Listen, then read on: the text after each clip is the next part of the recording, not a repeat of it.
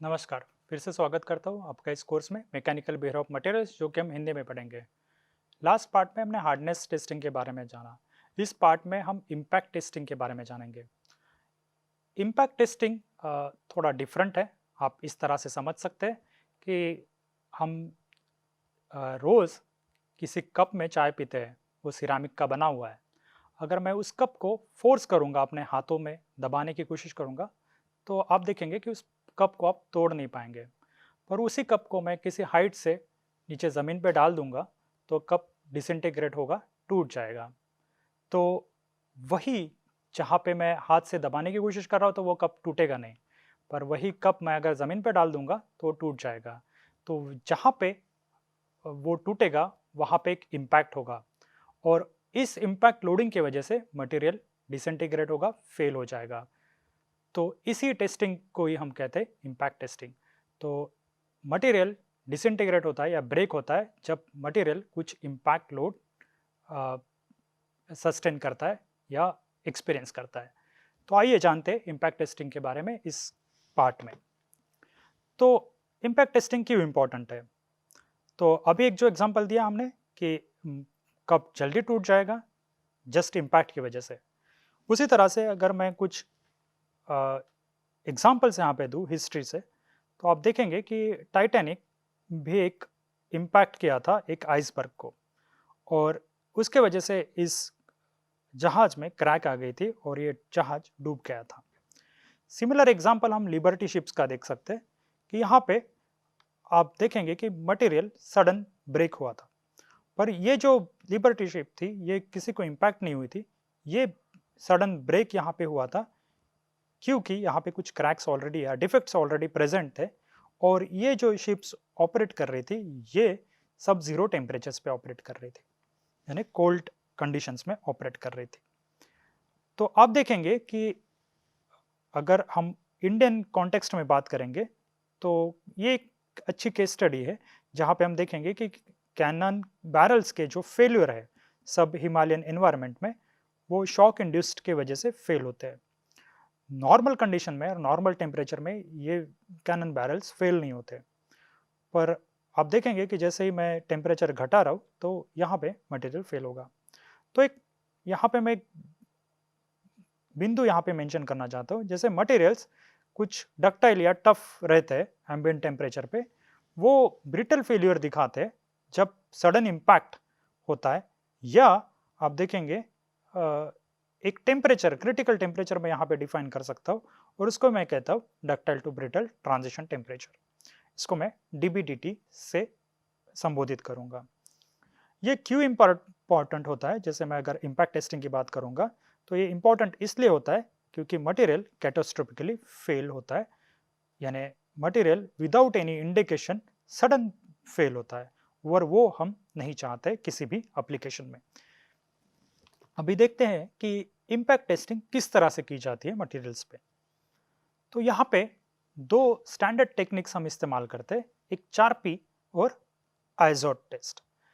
ये जो 4P और आइजोट इम्पैक्ट टेस्टिंग होती है वो सिर्फ सैंपल के प्लेसमेंट के ऊपर हम डिफ्रेंशिएट कर सकते हैं, वो हम आगे चल के देखेंगे। पर इस इम्पैक्ट टेस्ट को कैरी करने के लिए हमें एक सैंपल चाहिए जिस पे एक नॉच होगी, और वो नॉच फेल करेगी, उस नॉच के तरफ हम फेल्यूर करेंगे जब उस सैंपल को हम फिक्स करेंगे एक एनविल में। और हम क्या करते, एक पेंडुलम लेते जो एक सर्टन हाइट पे हमने रोक के रखा है, और उसका वेट होता है लगभग 27.2 kg। और ये जो स्केल है यहाँ पे, ये स्केल दर्शाएगी कितना ये जो मटेरियल है या सैंपल है कितना एक इम्पैक्ट सहन कर पाएगा, या कितना इम्पैक्ट लेता है। और उसका मेजरमेंट कुछ हम इस तरह से करते हैं, और उसको हम कहते हैं नॉच टफनेस। तो ये जो टफनेस वैल्यू यहाँ पे स्केल पे हमें मिलेगी उसको हम कहेंगे नॉच टफनेस, क्योंकि जो सैंपल है ये ऑलरेडी नॉच्ड है। इसके बारे में हम देखेंगे कि सैंपल की ज्योमेट्री किस तरह से होती है नेक्स्ट पीपीटी में। तो ये जो हैमर होता है एक हाइट पे रोक के रखा रहता है, और ये हाइट होती है लगभग 1.07 मीटर। और जब ये हम हैमर छोड़ेंगे, रिलीज करेंगे, तो ये हैमर जाके इस नॉच सैंपल को टकराएगा या इम्पैक्ट करेगा और उसके वजह से ये नॉच सैंपल ब्रेक होगा। जब ये नॉच सैंपल ब्रेक होगा तो आप देखेंगे कि अगर ये ब्रिटल वे से ब्रेक हो रहा है तो ये ज़्यादा एनर्जी एब्सॉर्ब नहीं कर पाएगा और उसके वजह से ये हैमर इस डायरेक्शन में मूव होगा और ये जो फाइनल हाइट है वो हम यहाँ पे मेजर करते हैं और वो फाइनल हाइट जितनी जाएगी वो इस स्केल के द्वारा हम क्वांटिफाई कर सकते हैं। कुछ इस तरह से ये हैमर मैंने हिट किया, मटेरियल सैंपल यहाँ पे ब्रेक हुआ और अभी हम देखेंगे, अगर हम इसको फिर से देखेंगे तो मैं फिर से रिलीज करूंगा और ये हैमर यहाँ पे हिट होके इस सैंपल को ब्रेक करेगा और ये फाइनल हाइट एच डैश ये यहाँ पे मैंने मार्क किए और इन दोनों हाइट का डिफरेंस मुझे कितनी एनर्जी एब्सॉर्ब हुई इस मटेरियल को फेल होने में ये दर्शाएगी। इस पॉइंट ऑफ कांटेक्ट पे ये जो हैमर है या पेंडुलम है उसकी एनर्जी होती है लगभग क्लोज टू 285 जूल्स और उसकी वेलोसिटी होती है 5 मीटर पर सेकेंड। यहाँ पे हम देखते हैं कि जो एनर्जी एब्सॉर्ब हुई है वो हम कंप्यूट करेंगे इन दोनों के डिफरेंस के बीच से कुछ इस तरह से। इसको मैं कहता हूँ इम्पैक्ट टफनेस और ये मैं कैलकुलेट करूंगा mg h minus h dash. Actually ये जो वैल्यू है वो एक एनर्जी डिफरेंस है। तो अब देखेंगे कि जितनी मेरी h डैश की वैल्यू कम उतनी मेरी इम्पैक्ट टफनेस ज़्यादा। यानी इसका मतलब क्या है कि जैसे मैं ये हैमर यहाँ पे इम्पैक्ट होगा, अगर ये जो सैंपल है इस इम्पैक्ट की वजह से इस सैंपल ब्रेक होने में जितनी ज़्यादा एनर्जी लगेगी उतनी इस हैमर की एनर्जी यहाँ पे कम हो जाएगी और ये हाइट यहाँ पे आपको कम मिलेगी। अगर ये जो सैंपल है ब्रेक होने में कम एनर्जी ले रहा है तो उतना ही ये हैमर ज़्यादा आगे स्विंग करेगा और ये हाइट एच डैश यहाँ पे बढ़ेगी। तो ये जो सैंपल ब्रेक हो रहा है अगर ये ब्रिटल वे से ब्रेक हो रहा है तो इसको कम एनर्जी चाहिए, यानी कैटास्ट्रोफिकली अगर ब्रेक हो रहा है तो इसको कम एनर्जी चाहिए, तो ये हाइट ऑफ पेंडुलम आपको ज़्यादा मिलेगा या हाइट ये फाइनल हाइट आपको बड़ी मिलेगी। अगर ये प्लास्टिकली डिफॉर्म हो रहा है यानी एनर्जी एब्सॉर्ब कर रहा है यहाँ पे मटेरियल इस हैमर की, तो ये जो फाइनल हाइट है ये आपको कम मिलेगी और इस तरह से हम मटेरियल का इम्पैक्ट टफनेस डिटरमाइन करते हैं। तो जब मैं इम्पैक्ट टेस्ट की बात करूंगा तो मैंने 4P और आइजॉट की बात की थी, तो इसके लिए हम एक स्टैंडर्ड डायमेंशन सैंपल इस्तेमाल करते हैं और डायमेंशंस सैंपल्स की कुछ इस तरह से मार्क किए। यहाँ पे आप देखेंगे कि इसका क्रॉस सेक्शन 10 बाई 10 मिलीमीटर्स का है और यहाँ पे आप देखेंगे ये जो वी नॉच है यहाँ पे ये 2 mm डीप है इस सरफेस से और ये जो देखेंगे ये 45 डिग्री वी नॉच है। एक स्टैंडर्ड स्पेसिमन हम यहाँ पे इस्तेमाल करते हैं। यही स्पेसिमन हम इस्तेमाल करते हैं दोनों टेस्ट में 4P और आइजॉट के लिए, पर और एक ही सेटअप यहाँ पे हम इस्तेमाल करते हैं 4P और आइजॉट के लिए। सिर्फ डिफरेंस ये है कि ये जो सैंपल है इसकी पोजीशन क्या है। अब आप देखेंगे कि क्रैक कुछ इस तरह से है और यहाँ पे ये जो इम्पैक्ट हो रहा है कुछ इस डायरेक्शन में हो रहा है। इसको मार्क कर लेते। अगर मैं सैंपल पे इम्पैक्ट हो रहा है तो कुछ इस डायरेक्शन में हो रहा है और नॉच यहाँ पे प्रेजेंट है। तो मैं इस तरह से समझता हूँ और इस तरह से रिमेंबर करता हूँ। आइजॉट में सैंपल आपका आई की तरह खड़ा रहता है। 4P में आप देखेंगे कि ये जो 4P सैंपल है यहाँ पे क्रैक इस डायरेक्शन में और इसके अपोजिट डायरेक्शन से इम्पैक्ट होता है, तो इसको हम कहते हैं 4P टेस्ट। सिर्फ हमारे पोजीशन सैंपल के अलग अलग है। तो नॉच जो है यहाँ पे हमने मार्क किए 45 डिग्री वी नॉच, तो ये एक्ट करता है स्ट्रेस कॉन्सेंट्रेशन की तरह। हमने देखा था कि जब हम फ्रैक्चर पढ़े थे तब ये क्रैक्स हमेशा स्ट्रेस कॉन्सेंट्रेशन की तरह एक्ट होता है। हम चाहते हैं कि मटेरियल सिर्फ इसी रीजन में फेल हो जहाँ पे क्रैक प्रेजेंट है, तो इसलिए ये स्टैंडर्ड क्रैक या स्टैंडर्ड नॉच हम यहाँ पे इंट्रोड्यूस करते हैं। जो 4P टेस्ट है वो इंडिया, रशिया, यूरोप और यूएसए में फेमस है।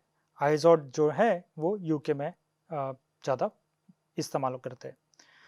4P जो टेस्ट है वो वाइडली यूज्ड होती है, आइजोड ये रेयरली यूज्ड होती है। ये कुछ हिस्टोरिकल रीजंस की वजह से है। तो अभी हम देखते हैं कि ये जो नॉच है ये एक ट्रायक्सियल स्टेट ऑफ स्ट्रेस यहाँ पे क्रिएट करेगी जस्ट क्रैक के सामने, और हम देखेंगे कि ये जो ट्रायक्सियल स्टेट ऑफ स्ट्रेस है ये इंक्रीज करेगी स्ट्रेस कॉन्सेंट्रेशन को, और ये कोई भी प्लास्टिक फ्लो को सप्रेस करेगी या shear फ्लो को सप्रेस करेगी। ये इसलिए इंपॉर्टेंट है कि हमने देखा था कि मटेरियल कैटास्ट्रोफिकली फेल होता है, तो हम ये जानना चाहते हैं कि जब कोई फ्लॉ प्रेजेंट है मटेरियल में तो मटेरियल किस तरह से एनर्जी एब्सॉर्ब करता है इम्पैक्ट टेस्टिंग के वक्त। हम देखते हैं कि ये जो है इम्पैक्ट एनर्जी जो एब्सॉर्ब हुई वो डिपेंड करेगी मेरे मटेरियल के कंपोजिशन के ऊपर, जैसे अलॉइंग एलिमेंट्स है, या मटेरियल के प्रोसेसिंग्स के ऊपर जैसे हीट ट्रीटमेंट्स है या कोल्ड रोलिंग, इस तरह से जो प्रोसेसेस हम इस्तेमाल करते हैं स्पेशली मेटल्स और अलॉयज के लिए। और इसको हम जानते हैं इस तरह से ductile to brittle transition temperature के द्वारा। और ये जो इम्पैक्ट टेस्ट हम मार्क कर रहे हैं इसको मैं इस तरह से डिनोट करता हूँ, ये है 4P इम्पैक्ट एनर्जी CV और 4P V notch energy CVN, इस तरह से। जब मैं इम्पैक्ट एनर्जी और वर्सेस टेम्परेचर की बात करूंगा तो मुझे कुछ इस तरह से कर्व मिलता है। आप देखेंगे यहाँ में मैंने इम्पैक्ट एनर्जी प्लॉट की है y एक्सिस पे, और x एक्सिस पे यहाँ पे टेम्परेचर है। और ये जो है shear फ्रैक्चर, मैं यहाँ पे परसेंटेज shear फ्रैक्चर यहाँ पे निकाल सकता हूँ, वो मैं फ्रैक्टरोग्राफी करके निकाल सकता हूँ। हम थोड़ी देर में इसको देखेंगे। तो यहाँ पे दो मटेरियल्स मैंने मार्क किए A और B, एक ब्लू में है और एक रेड में है। तो आप देखेंगे कि यहाँ पे जो इम्पैक्ट एनर्जी है A मटेरियल की ज़्यादा है इस टेम्परेचर के बाद, और B मटेरियल के लिए भी हम देखेंगे कि कुछ टेम्परेचर के बाद इम्पैक्ट एनर्जी जो एब्सॉर्ब हो रही है वो ज़्यादा है। तो आप देखेंगे कि जैसे जैसे मैं टेम्परेचर बढ़ा रहा हूँ वैसे वैसे इम्पैक्ट एनर्जी इन मटेरियल्स में घट रही है। तो एक हम टेम्परेचर डिफाइन करेंगे, उसके नीचे मटेरियल ब्रिटल फेल होगा, इसको हम कहते हैं ductile to brittle transition temperature. तो इसके बारे में समझते हैं, जैसे जैसे मैं टेम्परेचर बढ़ा रहा हूँ वैसे वैसे यहाँ पे इम्पैक्ट एनर्जी बढ़ रही है। बिलो सर्टन टेम्परेचर हम देखेंगे कि मोड ऑफ फ्रैक्चर ये ब्रिटल हो रहा है। यहाँ पे आप देखेंगे कि मैंने shear फ्रैक्चर का परसेंटेज इस तरह से मार्क किया है। जैसे जैसे shear फ्रैक्चर का परसेंटेज यहाँ पे घटेगा उसका मतलब मटेरियल ब्रिटल वे से फेल हो रहा है। इस हम देखेंगे कि इस टेम्परेचर पे लेट्स से यहाँ पे इस B मटेरियल के लिए आप देखेंगे कि 100 डिग्री के ऊपर मोस्टली जो फेल्यूर है वो shear फ्रैक्चर से है, तो मटेरियल यहाँ पे डक्टाइल बिहेव करेगा। इस मटेरियल के लिए A के लिए आप देखेंगे कि ऑलरेडी ये जो फ्रैक्चर है वो shear फ्रैक्चर है वो ऑलमोस्ट 40 या 50 डिग्रीज के ऊपर ही पहुंच गया है। तो हम देखेंगे कि 50 डिग्री के ऊपर ये मटेरियल सिर्फ डक्टाइल फेल होगा। तो कुछ इस तरह से मैं टेम्परेचर के साथ मेजरमेंट्स कर सकता हूँ। जैसे यहाँ पे ये टेम्परेचर्स मार्क किए -50 टू 79 डिग्री सेल्सियस। तो यहाँ पे आप देखेंगे कि जैसे जैसे मटेरियल शाइनी है, यहाँ पे देखेंगे कि शाइनी टेक्सचर यहाँ पे कम होते जा रहा है जैसे जैसे मैं टेम्परेचर बढ़ा रहा हूँ ये दो मटेरियल्स के लिए। और आप देखेंगे कि ये जो फेल्यूर है यहाँ पे ग्रैन्युलर कुछ आपको मिल रहा है, और यहाँ पे आप फेल्यूर देखेंगे कि फाइब्रस मिल रहा है या डल टेक्सचर आपको मिल रहा है। यहाँ पे शाइनी सरफेस यहाँ पे कम हो गया है, इसको हम कहते हैं shear कैरेक्टर, यानी मटेरियल shear वे से डिफॉर्म हो रहा है। और यहाँ पे जब हमें शाइनी सरफेस मिलता है तो इसको हम कहते हैं क्लीवेज फ्रैक्चर, या मटेरियल ब्रिटल वे से यहाँ पे फेल हो रहा है। तो जैसे जैसे मैं टेम्परेचर घटा रहा हूँ वैसे वैसे मटेरियल ब्रिटल वे से फेल होता है। और जब हम चाहते हैं मटेरियल कैटास्ट्रोफिकली फेल ना हो तो हम चाहते हैं कि मटेरियल डक्टाइल वे से फेल हो। तो हम देखेंगे कि टेम्परेचर के नीचे मटेरियल ब्रिटल वे से फेल होता है, और यही हमें डिटरमाइन करना है कि ductile to brittle transition temperature क्या है। तो हम कुछ क्राइटेरिया यहाँ पे देखते हैं ट्रांजिशन टेम्परेचर को डिफाइन करने के लिए। तो हमने देखा था कि हमने पिछले स्लाइड में इम्पैक्ट एनर्जी प्लॉट की थी वाई एक्सिस पे, और एक्स एक्सिस पे यहाँ पे टेम्परेचर प्लॉट किया था, और यहाँ पे मैं परसेंटेज क्लीवेज फ्रैक्चर मेंशन कर रहा हूँ, या इसको हम शेयर फ्रैक्चर भी कह सकते हैं। तो आप देखेंगे कि जैसे जैसे आप देखेंगे कि ये फ्रैक्चर अफेरेंस मैं कुछ इस तरह से प्लॉट कर रहा हूँ। तो यहाँ पे आप देखेंगे कि परसेंटेज क्लीवेज फ्रैक्चर, क्लीवेज यानी ब्रिटल फ्रैक्चर का परसेंटेज, वो हम फ्रैक्टोग्राफी से डिटरमाइन कर सकते हैं। ये 100% पहुँच गए, और इस टेम्परेचर के बाद आप देखेंगे कि ये जो फ्रैक्चर परसेंटेज है ये 0 है। तो इन दोनों कंडीशंस को मैं यहाँ पे इस टेम्परेचर के बाद को मैं अपर शेल्फ कहता हूँ, और इस टेम्परेचर के बाद मैं इस पोर्शन को मैं लोअर शेल्फ कहता हूँ। और यहाँ पे ये जो रेड कलर मार्क है ये मेरी CVN है, या इम्पैक्ट एनर्जी है। तो आइए जानते हैं कि कुछ कुछ टेम्परेचर, ट्रांजिशन टेम्परेचर कुछ इस तरह से डिफाइन करते हैं, और वो डिफाइन करते हैं हम एनर्जी वर्सेस टेम्परेचर प्लॉट से, इस प्लॉट से, या फ्रैक्चर अपीयरेंस वर्सेस टेम्परेचर के प्लॉट से, यानी percentage cleavage fracture versus temperature के प्लॉट से। तो हम देखेंगे कि पहला टेम्परेचर मैं डिफाइन करता हूँ T1 टेम्परेचर। इसको मैं कहता हूँ फ्रैक्चर ट्रांजिशन प्लास्टिक, यानी यहाँ पे ये टेम्परेचर T1 मैंने मार्क किया है, यहाँ पे मैं कंसिडर कर रहा हूँ ये फ्रैक्चर ट्रांजिशन प्लास्टिक। यहाँ पे आप देखेंगे कि जो परसेंटेज ऑफ क्लीवेज फ्रैक्चर है वो इस टेम्परेचर के बाद 0 है, यानी मैं कह सकता हूँ कि the probability of brittle fracture ये निग्लिजिबल है इस टेम्परेचर के ऊपर, इसीलिए इसको हम कहते हैं फ्रैक्चर ट्रांजिशन प्लास्टिक, यानी फ्रैक्चर जो है वो प्लास्टिकली ही डिफॉर्म होगा, यानी वो ट्रांजिट कर रहा है इससे प्लास्टिक डिफॉर्मेशन के बाद। दूसरा टेम्परेचर हम इस तरह से डिफाइन करते हैं जो 50% क्लीवेज और 50% शेयर है। तो अगर मैं 50% क्लीवेज फ्रैक्चर कंसिडर करूंगा तो ये जो पॉइंट होगा यहाँ पे इस फ्रैक्चर अपीयरेंस पे, ये जो टेम्परेचर यहाँ पे डिफाइन होगा इसको मैं कहता हूँ fracture appearance transition temperature, FATT। यहाँ पे फ्रैक्चर अपीयरेंस के साथ मैं डिफाइन कर रहा हूँ इस टेम्परेचर पे। अभी मैं T4 टेम्परेचर कुछ इस तरह से डिफाइन करूंगा, मैं इम्पैक्ट एनर्जी के द्वारा इस्तेमाल करूंगा। आप देखेंगे कि मैंने एक वैल्यू यहाँ पे सेट की है 20 जूल्स। तो ये जो इम्पैक्ट एनर्जी है यहाँ पे हम देखते हैं कि इस एनर्जी के ऊपर मटेरियल मोस्टली डक्टाइल फेल होते हैं, और इसके नीचे हम कंसिडर कर सकते हैं कि मटेरियल ब्रिटल वे से फेल होते हैं। ये mostly accepted temperature, transition temperature है, इसको हम कहते हैं डक्टिलिटी ट्रांजिशन टेम्परेचर। ये मोस्टली एक्सेप्टेड टेम्परेचर है।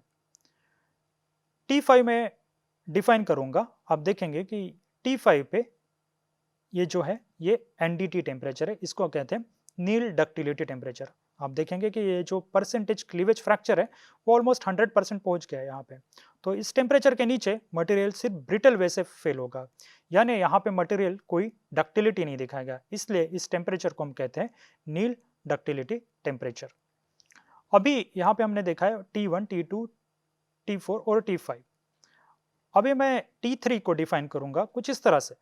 तो T3 मेरा एक एवरेज टेम्परेचर है इस FTP और NDT का। तो इस दोनों टेम्परेचर का एवरेज वैल्यू वो मैं मार्क करूंगा, और इसको मैं नाम दूंगा T3। तो ये हो गया मेरे ट्रांजिशन टेम्परेचर्स। मोस्टली एप्लीकेशन में हम T4 इस्तेमाल करते हैं, जो मोस्टली एक्सेप्टेड है मेटल्स और अलॉयज के लिए।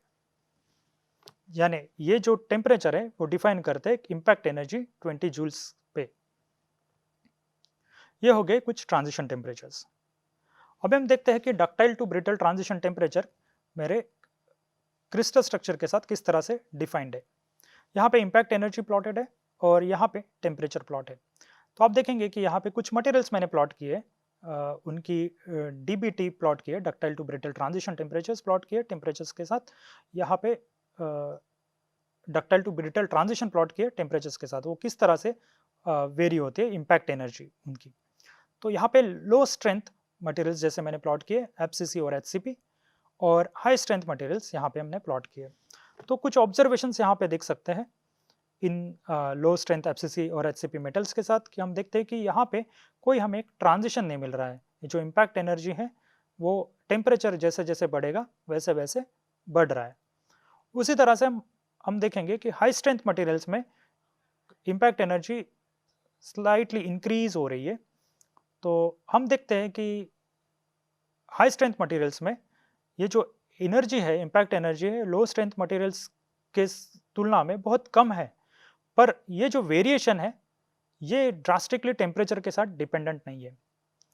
तो हम देख सकते हैं कि हाई स्ट्रेंथ मटेरियल्स और लो स्ट्रेंथ एफसीसी या एचसीपी मेटल्स ये कुछ शार्प ट्रांजिशन टेम्परेचर डेमोन्स्ट्रेट नहीं करते हैं।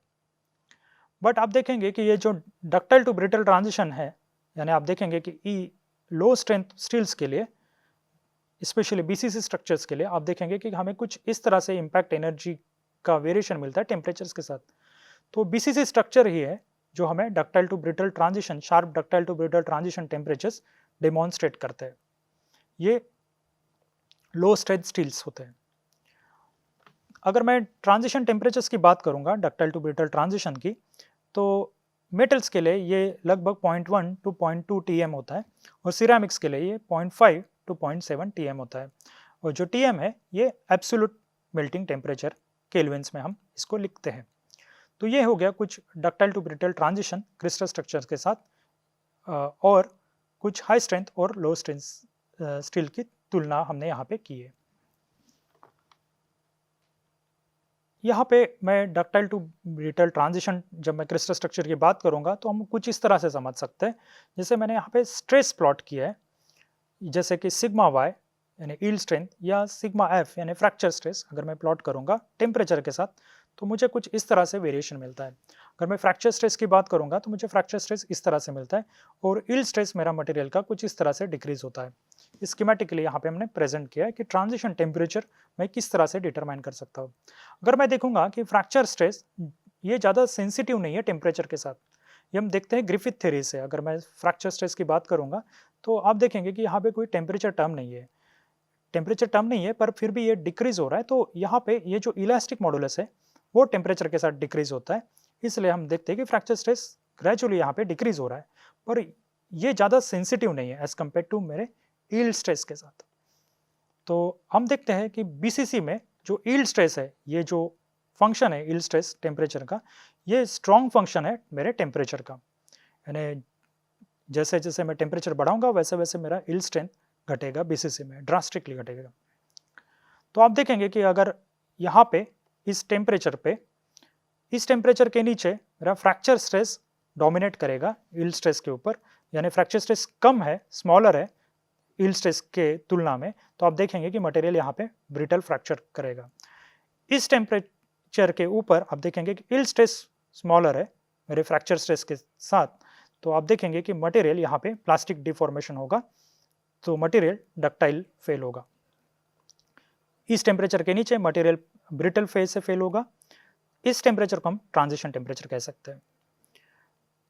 अभी हम देखते हैं एफसीसी मटेरियल्स के लिए हमें जो सिग्मा वाई या सिग्मा एफ जो वेरिएशन मिलता है कुछ इस तरह से है।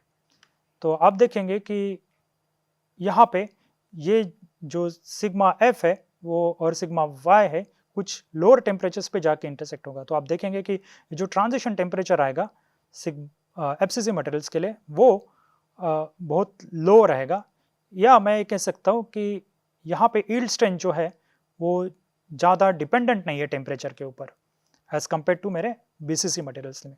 इसलिए बीसीसी मटेरियल्स मुझे sharp ductile to brittle transition temperatures यहाँ पे डिमॉन्स्ट्रेट करते हैं एज कम्पेयर टू मेरे एफसीसी मटेरियल्स। तो इसीलिए हम लो टेम्परेचर्स पे ऑस्टेनेटिक स्टील हम प्रिपेयर करते हैं जिसका एफसीसी स्ट्रक्चर है over mild steel for cryogenic application, यानी सब जीरो टेम्परेचर्स या लिक्विड नाइट्रोजन टेम्परेचर्स के लिए हम बीसीसी स्ट्रक्चर प्रेफर नहीं करते क्रायोजेनिक एप्लीकेशंस के लिए। तो ये हो गया डक्टाइल टू ब्रिटल ट्रांजिशन जो मेरे क्रिस्टल स्ट्रक्चर पे डिपेंडेंट है। अब हम देखते हैं कि इफेक्ट ऑफ फॉलोइंग एलिमेंट्स क्या होता है स्टील्स में, स्पेशली हम देखते हैं। तो यहाँ पे एक प्लॉट दिया है इम्पैक्ट एनर्जी वर्सेस टेम्परेचर का, और यहाँ पे हम देखेंगे कि जैसे जैसे परसेंटेज कार्बन मेरा बढ़ रहा है वैसे वैसे इम्पैक्ट एनर्जी घट रही है, पर ये जो शार्प ट्रांजिशन है वो यहाँ पे दिख नहीं रहा है। तो यहाँ पे जैसे जैसे कार्बन मेरा बढ़ रहा है वैसे वैसे इम्पैक्ट एनर्जी घट रही है, यानी मेरा मटेरियल ब्रिटल वैसे फेल होगा। जैसे जैसे कार्बन परसेंटेज यहाँ पे घट रहा है, तो आप देखेंगे कि एक शार्प ट्रांजिशन मुझे यहाँ पे मिलेगा। ये जो परसेंटेज कार्बन रहेगा वो मेरा लो स्ट्रेंथ स्टील्स के साथ रहेगा, हाई परसेंटेज कार्बन मेरे हाई स्ट्रेंथ स्टील्स के साथ रहेगा। तो यहाँ पे लो स्ट्रेंथ स्टील्स आप देखेंगे कि ट्रांजिशन टेम्परेचर यहाँ पे घट गया है, और इन केस में ट्रांजिशन टेम्परेचर्स यहाँ पे बढ़ रहे हैं। तो परसेंटेज ऑफ कार्बन जैसे जैसे बढ़ेगा वैसे वैसे मेरा transition temperature, ductile to brittle transition temperature वो बढ़ेगा। और आप यहाँ पे देखेंगे ये मैग्नीज का परसेंटेज है, तो यहाँ पे मैं 0% मैग्नीज से 2% मैग्नीज ऐड कर रहा हूँ। तो जैसे जैसे मैग्नीज मैं ऐड कर रहा हूँ तो ये जो ductile to brittle transition temperature है ये यहाँ पे कम हो रहा है, यानी इस टेम्परेचर पे आप देखेंगे मटेरियल डक्टाइल फेल होगा और इसके नीचे मटेरियल ब्रिटल वे से फेल होगा। सिमिलरली आप यहाँ पे भी देख सकते हैं, ये टेम्परेचर मुझे परसेंटेज कार्बन यहाँ पे मिला है, और यहाँ पे अगर मैं इस तरह से डिफाइन करूँ ductile to brittle transition temperature, तो मुझे कुछ इस टेम्परेचर के ऊपर डक्टिलिटी मिलेगी और यहाँ पे इसके नीचे मुझे ब्रिटलनेस मिलेगा, ब्रिटल फेल्यूर मिलेगा। तो परसेंटेज ऑफ कार्बन और परसेंटेज ऑफ मैग्नीज डिटरमाइन करता है कि मेरा डीबीडीटी टेम्परेचर क्या हो सकता है। तो जैसे हम देखते हैं कि कार्बन कंटेंट इंक्रीज होता है तो स्टील्स में तो टफनेस ऑफ स्टील डिक्रीज होती है, और increase in manganese lowers the transition temperature. Generally हमें जब नॉच टफनेस की मैं बात करूंगा तो जनरली एप्लीकेशन के वक्त या डिज़ाइन के वक्त मैग्नीज और कार्बन का परसेंटेज हमेशा 3:1 हम रखते हैं, सो दैट हमारे पास एक अच्छी सेटिस्फैक्टरी नॉच टफनेस रहे। कुछ अदर एलिमेंट्स भी इम्पैक्ट करते हैं डीबीडीटी। तो हम देखते हैं कि अगर मैं फॉस्फोरस ऐड कर रहा हूँ स्टील में, तो आप देखेंगे कि 7 डिग्री राइज होगा इस डीबीडीटी में, जस्ट मेरे 0.01% फॉस्फोरस इंक्रीज अगर होगा स्टील में। तो ऑक्सीजन अगर हम बात करेंगे तो ऑक्सीजन अगर मैं इंक्रीज कर रहा हूँ 0.003% से 0.057% तक, तो आप देखेंगे कि डीबीडीटी मेरा -15 डिग्रीज से 340 डिग्रीज तक बढ़ सकता है। तो आप देखेंगे कि मेरा मटेरियल जैसे स्टील 340 के नीचे ब्रिटल फेल होगा अगर इतना परसेंटेज ऑक्सीजन है। तो हमें ऑक्सीजन का परसेंटेज भी कंट्रोल करना होता है, फॉस्फोरस का परसेंटेज भी हमें कंट्रोल करना होता है अगर मुझे अच्छा लोअर डीबीडीटी चाहिए। तो इसका अंडरस्टैंडिंग इस प्लॉट में या स्कीमेटिक में मैं देना चाहता हूँ। जैसे एब्सॉर्ब्ड एनर्जी है और टेम्परेचर की मैं प्लॉट कर रहा हूँ, और एक स्टैंडर्ड स्टील के बारे में मैं अगर बात करूँगा तो आप देखेंगे ये यहाँ पे डीबीडीटी मैंने प्लॉट किया है, मार्क किया है, और ये डीबीडीटी अगर मैं डिक्रीज करना चाहता हूँ, यहाँ पे आप देखेंगे कि इस टेम्परेचर के बाद मटेरियल डक्टाइल फ्रैक्चर देगा, नीचे में यहाँ पे ब्रिटल फ्रैक्चर देगा इस टेम्परेचर के नीचे। तो कुछ क्राइटेरियाज यहाँ पे या कुछ प्रोसेसिंग मुझे करनी पड़ेगी। यहाँ पे मैं अगर कार्बन लो करता हूँ या स्टील को क्लीन न रखता हूँ, जैसे फॉस्फोरस या ऑक्सीजन कम करता हूँ, या मैं ग्रेन रिफाइन भी करता हूँ, तो आप देखेंगे कि ये डीबीडीटी या इम्पैक्ट एनर्जी का कर्व है वो कुछ इस तरह से शिफ्ट होगा।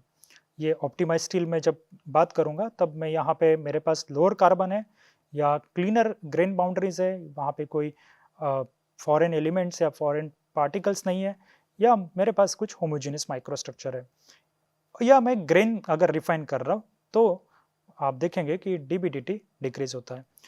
तो हम एक पॉइंट यहाँ पे मैं मेंशन करना चाहता हूँ कि अगर मैं ग्रेन रिफाइन कर रहा हूँ तो मेरे पास स्ट्रेंथ भी बढ़ती है और फ्रैक्चर टफनेस भी बढ़ते हैं। यहाँ पे मैं बात कर रहा हूँ नॉच टफनेस की, तो दोनों यहाँ पे नॉच टफनेस और फ्रैक्चर टफनेस या स्ट्रेंथ दोनों बढ़ती है ग्रेन रिफाइनमेंट में। हमने स्ट्रेंथ की बात की थी हॉल पिच रिलेशन के द्वारा, आप याद कर सकते हैं। तो ग्रेन रिफाइनमेंट ही एक ऐसी प्रोसेस है कि जो मेरी स्ट्रेंथ और फ्रैक्चर टफनेस दोनों बढ़ाती है। तो ये हो गया स्कीमेटिकली मैं रिप्रेजेंट किया कि जो फैक्टर्स अफेक्ट कर रहे डीबीटी यानी ductile to brittle transition of steels. तो इस पार्ट में हमने इम्पैक्ट टेस्टिंग ऑफ मटेरियल्स के बारे में पढ़ा, और इम्पैक्ट टेस्टिंग यानी इम्पैक्ट टेस्टिंग का क्या इंपॉर्टेंस है मटेरियल के बिहेवियर में, उसको किस तरह से हम डिफाइन कर सकते हैं, ductile to brittle transition temperatures क्या होते हैं, डिफरेंट ट्रांजिशन टेम्परेचर्स क्या होते हैं, ये भी हमने पढ़ा है। तो यहाँ पे मैं रुकना चाहता हूँ इम्पैक्ट टेस्टिंग ऑफ मटेरियल्स पे। नेक्स्ट पार्ट में हम कुछ और प्रॉपर्टीज़ पढ़ेंगे। अभी के लिए रुकता हूँ। धन्यवाद।